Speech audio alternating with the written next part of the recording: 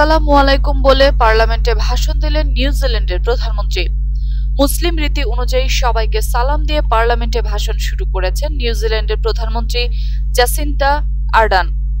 আজ মঙ্গলবার পার্লামেন্টে ভাষণ শুরুর আগে সবার উদ্দেশ্যে তিনি বলেন, আসসালামু আলাইকুম, অর্থাৎ আপনাদের উপর শান্তি বর্ষিত হোক।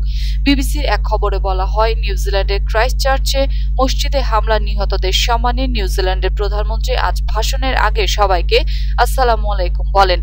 এরপর তিনি নিজের বক্তব্য শুরু করেন।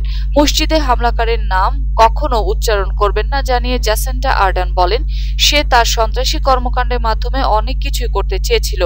এর একটি কুখ্যাতি, এ কারণেই আমাকে কখনো তার নাম উল্লেখ করতে শুনবেন না আপনারা। গত শুক্রবার ক্রাইস্টচার্চে মসজিদে শ্বেতাঙ্গ সন্ত্রাসীর গুলিতে অন্তত 50 জন নিহত হন। এ ঘটনায় আরো অনেকেই আহত হয়েছেন।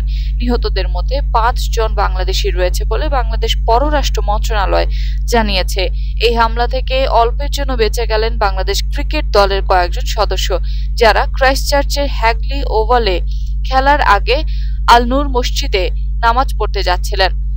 হামলাকারী ব্রাটন ট্যারেন্ট একজন অস্ট্রেলীয় নাগরিক।